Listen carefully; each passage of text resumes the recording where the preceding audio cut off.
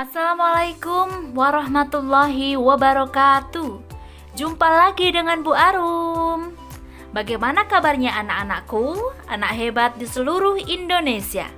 Hari ini kita akan belajar tema 7, kepemimpinan. Subtema 1, pemimpin di sekitarku, pembelajaran kedua. Siapkan buku siswamu serta peralatan tulismu, serta simak video pembelajaran dengan seksama supaya kalian dapat memahami, mengerti apa isi pembelajaran hari ini. Jangan lupa like and subscribe channel Arum Biji Astuti bagi kalian yang belum subscribe channel ini, supaya kalian tahu informasi video pembelajaran terbaru. Anak-anak, hari ini kalian akan belajar mengidentifikasi berbagai interval nada. Kemudian menjelaskan perbedaan ciri fisik perempuan sebelum dan setelah mengalami pubertas, serta mengidentifikasi isi teks pidato. Anak-anak, perhatikan gambar yang ada di layarmu. Pertunjukan apa itu? Apakah kalian pernah melihatnya?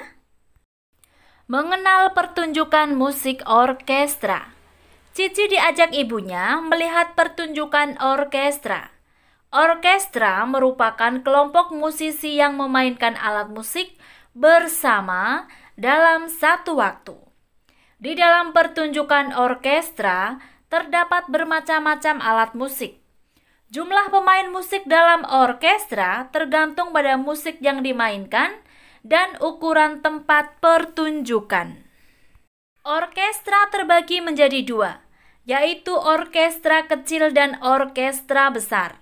Orkestra kecil memiliki 30 hingga 40 pemain, sementara itu orkestra besar memiliki sekitar 100 pemain.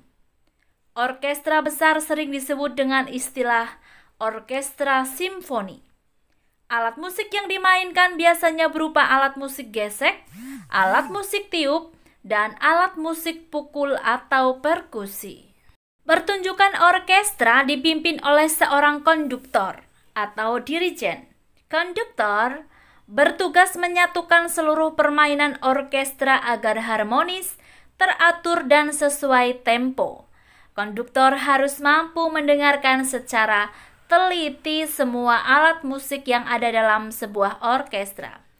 Biasanya konduktor mengarahkan jalannya orkestra menggunakan gerakan tangan, kepala, wajah, bahkan tubuhnya. Konduktor juga menggunakan sebuah tongkat yang disebut baton. Cici senang sekali melihat pertunjukan orkestra. Dalam pertunjukan tersebut, salah satu lagu yang dimainkan adalah lagu Ibu Kita Kartini. Lagu tersebut menggunakan tangga nada diatonis mayor. Tangga nada diatonis mayor adalah rangkaian 8 buah nada yang tersusun dalam satu interval, yaitu 1, 1, setengah, 1, 1, 1, setengah. Agar lebih jelasnya, mari kita perhatikan gambar tangga nada berikut. Selain lagu Ibu Kita Kartini, ada banyak lagu lain yang menggunakan tangga nada diatonis mayor. Misalnya lagu Hari Merdeka, Garuda Pancasila, Maju Tak Gentar, Naik Delman, dan Balonku. Lagu bertangga nada diatonis mayor memiliki ciri-ciri sebagai berikut. Biasanya bersifat riang gembira, lagunya biasanya cenderung bersemangat, biasanya diawali dan diakhiri nada do, terkadang lagu diawali dengan nada sol atau mi, dan diakhiri nada do. Nah anak-anak, lagu Ibu Kita Kartini diciptakan oleh W.R. Supratman, mempunyai nada dasar do. Tangga nada yang digunakan adalah diatonis mayor, sedangkan temponya adalah andante. Artinya, lagu tersebut dinyanyikan dengan kecepatan sedang seperti orang berjalan. Nah, selain tanda tempo andante tadi, masih ada banyak tanda tempo lainnya. Seperti largo yang artinya lambat sekali, lento lebih lambat, andagio lambat, andante sedang, moderato sedang agak cepat, allegro cepat, vivace lebih cepat, dan presto cepat sekali. Perhatikan pidato berikut ini. Assalamualaikum warahmatullahi wabarakatuh. Yang saya hormati teman-teman dan para hadirin semua. Hari ini merupakan hari yang bersejarah bagi kita semua. Tanggal 21 April adalah momen yang harus selalu kita syukuri. Kita mengenang perjuangan seorang pahlawan di masa lalu yang berusaha menjadikan perempuan mempunyai hak yang sama dengan kaum laki-laki. Puji syukur marilah senantiasa kita ucapkan kepada Tuhan yang Maha Esa atas segala karunia dan kesehatan, sehingga kita masih dapat memperingati dan memaknai peringatan Hari Kartini tahun ini. Kita semua tahu bahwa sosok Raden Ajeng Kartini memang sosok yang sangat mulia. Dengan kesabaran dan keteguhannya, berjuang untuk harkat kaum wanita dan pendidikan Indonesia. Semangat dan ketekunan Ibu Kartini akhirnya membuahkan hasil. Beliau sukses mendirikan sebuah sekolah wanita dan mengajarkan ilmu pengetahuan dan keterampilan-keterampilan untuk meningkatkan peran wanita. Hari Kartini diperingati setiap tahun. Sebaiknya, kegiatan ini bukan hanya sebagai seremonial, namun kita harus memaknai peringatan Hari Kartini dengan memahami makna Hari Kartini. Para wanita Indonesia terus berupaya meningkatkan perannya demi kemajuan bangsa dan negara, tanpa melupakan kodratnya sebagai seorang wanita. Semoga dengan peringatan ini akan muncul Kartini-Kartini generasi baru untuk terus berjuang, baik sebagai pejuang hak wanita maupun sebagai pondasi penting dalam kemajuan negara Indonesia di berbagai aspek. Seperti lirik lagu yang diciptakan oleh W.R. Supratman. Ibu kita Kartini, putri sejati, putri Indonesia, harum namanya. Meskipun Ibu Kartini sudah tidak ada, tetapi namanya dan perjuangannya dapat terus dinikmati hingga sekarang. Semoga kita dapat menjaga hasil jerih payah perjuangan Ibu Kartini dan meneruskan perjuangan beliau dalam kehidupan. Sekian pidato dari saya. Mohon maaf jika ada kekurangan dan kesalahan. Wassalamualaikum warahmatullahi wabarakatuh. Kita lihat ya tentang pidato tersebut. Pembicaranya adalah seorang siswa, pendengarnya juga siswa. Tempat pidatonya di aula sekolah, suasana saat pidato tenang. Poin-poin penting dari isi pidato: 1. Salam pembuka. 2. Pendahuluan berisi pentingnya Hari Kartini.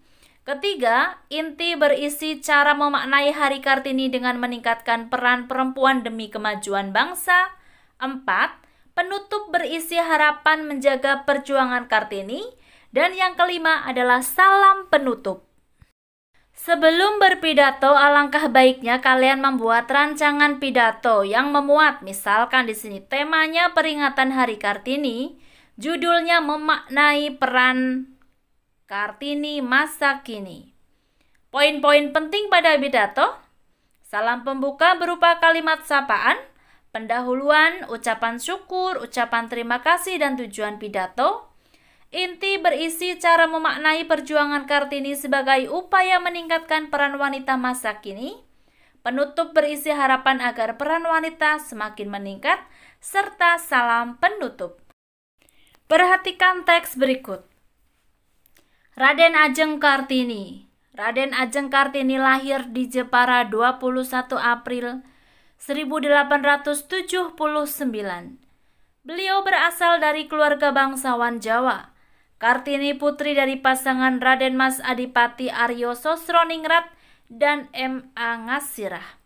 Beliau merupakan anak kelima dari 11 bersaudara. Kartini kecil berbeda dengan anak-anak perempuan di kampungnya. Ia mendapatkan kesempatan mengenyam pendidikan di sekolah bagus. Kartini menempuh pendidikan di ALS, Europe's Leisure Schools, hingga usianya 12 tahun. Setelah itu, ia dipingit di rumah sesuai tradisi Jawa pada masa itu. Selama sekolah di ALS, Kartini belajar bahasa Belanda. Karena bisa berbahasa Belanda, Kartini berkirim surat kepada teman-teman di Belanda. Beberapa temannya yaitu Rosa Abendanon dan Estelle atau Stella Sihandelar. Surat-surat yang ditulisnya lebih banyak berisi keluhan-keluhan tentang kehidupan wanita pribumi yang sulit untuk maju. Kebiasaan wanita harus dipingit dan tidak bebas menuntut ilmu diungkapkan dalam surat-surat Kartini. Menurut Kartini, perempuan harus memperoleh kebebasan dan kesetaraan baik dalam kehidupan maupun di mata hukum.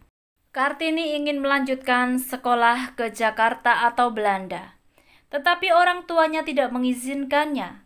Meskipun demikian, orang tuanya tidak melarangnya untuk menjadi seorang guru.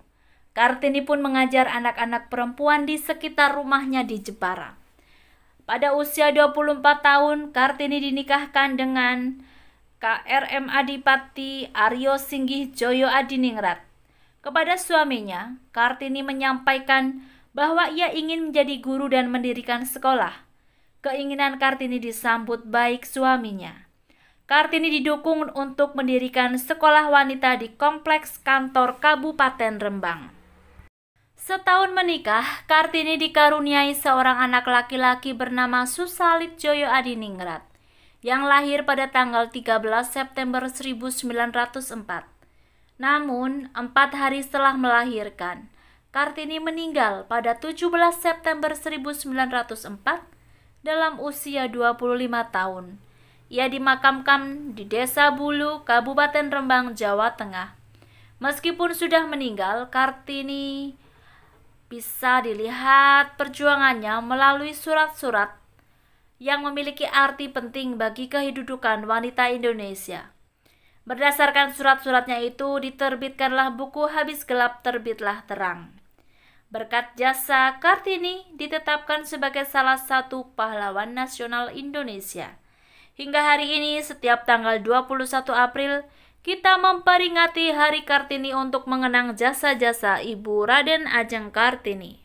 Setelah kalian membaca teks tersebut, kita dapatkan informasi bahwa Raden Ajeng Kartini lahir di Jepara 21 April 1879. Beliau adalah putri dari pasangan Raden Mas Adipati Aryo Sosroningrat dan M. A. Ngasirah. Kartini merupakan anak kelima dari 11 bersaudara, menempuh pendidikan hingga umur 12 tahun di ALS, memiliki pemikiran bahwa perempuan harus memperoleh kebebasan dan kesetaraan dengan laki-laki baik dalam kehidupan di masyarakat maupun di mata hukum. Raden Ajeng Kartini menikah dengan KRM Adipati Aryo Singgih Joyo Diningrat pada usia 25 tahun, memiliki putra bernama Susalit Joyo Adiningrat. Kemudian Raden Ajeng Kartini meninggal pada tanggal 17 September 1904 pada usia 25 tahun, dan kumpulan surat-surat Kartini dibukukan menjadi buku Habis Gelap Terbitlah Terang. Sikap yang harus diteladani dari Raden Ajeng Kartini. Yang pertama, peduli terhadap sesama, pekerja keras, pantang menyerah, patuh terhadap orang tua, penuh semangat, berpikiran maju, dan mudah bergaul. Amati perbedaan antara anak-anak tersebut dengan anak yang pada usia remaja. Mari kita perhatikan tabelnya. Perbedaan fisik perempuan sebelum masa pubertas dan setelah masa pubertas. Sebelum masa pubertas, badan belum terlalu kuat, pinggul belum melebar, payudara belum membesar, tidak sering berkeringat, rambut halus pada ketiak dan sekitar alam kelamin belum tumbuh. Sedangkan setelah masa pubertas, badan semakin kuat, pinggul sudah mulai melebar, payudara mulai membesar, lebih sering berkeringat, rambut halus pada ketiak dan sekitar alat kelamin sudah tumbuh.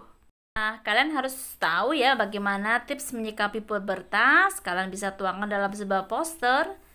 Misalkan mendekatkan diri kepada Tuhan, mencari informasi tentang pubertas, memilih teman bergaul yang baik, berpikir positif, dan beraktivitas positif, menjaga kesehatan organ reproduksi, serta membersihkan wajah secara teratur. Mandi juga teratur ya, jangan hanya cuci wajah saja. Alhamdulillahirrabbilalamin, pembelajaran hari ini telah selesai. Semoga kalian mendapatkan ilmu yang bermanfaat. Jika ada yang tidak jelas dan kalian ingin bertanya, Silakan tulis di kolom komentar. Terima kasih. Wassalamualaikum warahmatullahi wabarakatuh.